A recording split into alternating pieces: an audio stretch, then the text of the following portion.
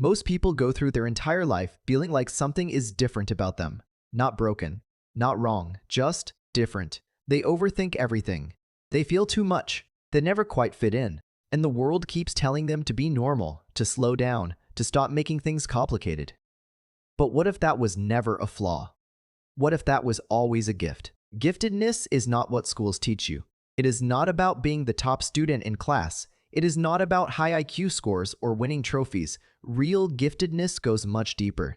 It lives in the way you process the world, in the questions you ask that no one else is asking, in the things you feel that no one else seems to notice.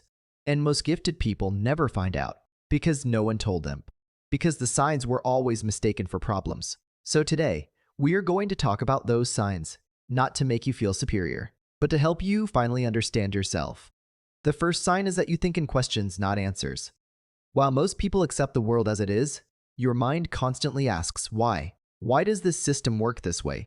Why do people behave like this? Why does no one else seem bothered by this? You cannot turn this off. It is not curiosity for the sake of curiosity. It is a deep psychological need to understand the root of things. Psychologists call this divergent thinking, and it is one of the clearest markers of a gifted mind. The second sign is that you have always felt older than your age.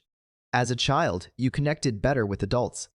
The conversations of your peers felt shallow. You were thinking about life, about meaning, about death, while others were thinking about games. This is called asynchronous development. Your mind matured faster than your environment could match, and it created a quiet, lasting feeling of being out of place. The third sign is that you are overwhelmed by injustice, not just personally offended.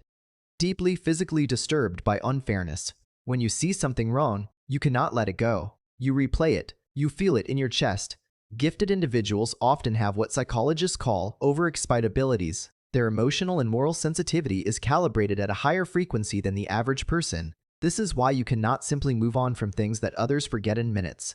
The fourth sign is that you get bored faster than everyone around you, not because you are lazy, because your brain needs more stimulation than most environments provide. A gifted mind running on a routine it is already mastered begins to decay from the inside. The boredom you feel is not a character flaw. It is your brain signaling that it is being wasted. The fifth sign is that you have a very low tolerance for small talk. Shallow conversations drain you. You want to talk about ideas, about what people actually believe, about what keeps them awake at night. This is not arrogance. It is a fundamental mismatch between your cognitive depth and surface-level interaction. Research consistently shows that highly intelligent individuals report social exhaustion not from too much interaction, but from too little depth. The sixth sign is that you feel things more intensely than others. Joy hits harder. Grief stays longer. Music reaches somewhere inside you that you cannot explain. You may have been told you are too sensitive, too emotional, too much. But emotional depth and intellectual depth are not separate. They move together. The same mind that processes ideas at a high level also processes emotions at a high level. The seventh sign is that you have an obsessive relationship with specific interests. When something captures your attention, it consumes you. You read everything about it. You think about it while doing other things. You want to understand it completely. This pattern of deep, singular focus is called hyperfocus by psychologists, and it is found consistently in gifted individuals. The world calls it obsession, but it is actually one of your most powerful abilities. The eighth sign is that you are your own harshest critic.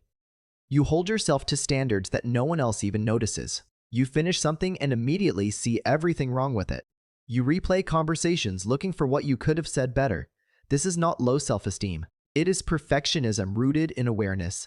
You see the gap between what is and what could be more clearly than most people. That gap drives you, and it exhausts you. The ninth sign is that you struggle to explain how you know things. Sometimes you just know. You see a pattern before it is obvious. You sense that something is wrong before you can prove it. You arrive at conclusions that take others much longer to reach. And when someone asks how, you cannot always explain the steps. This is intuitive reasoning, a function of a brain that processes information at a speed and depth that bypasses conscious step-by-step logic. The 10th sign is the most important. You have always felt like you do not fully belong anywhere. Not in your family, not in your friend group, not in your workplace. Not because something is wrong with you, but because giftedness is, by definition, statistical rarity. You are always looking for a depth that most of your environments could not offer. And that surge created a loneliness that you may have carried for years without understanding why. Here's what I want you to take from this. These signs were never problems. They were always indicators. The overthinking, the intensity, the boredom, the loneliness. They were pointing towards something, a mind that was built differently, not better, not worse, different in a way that carries both weight and possibility. The question is not whether you are gifted.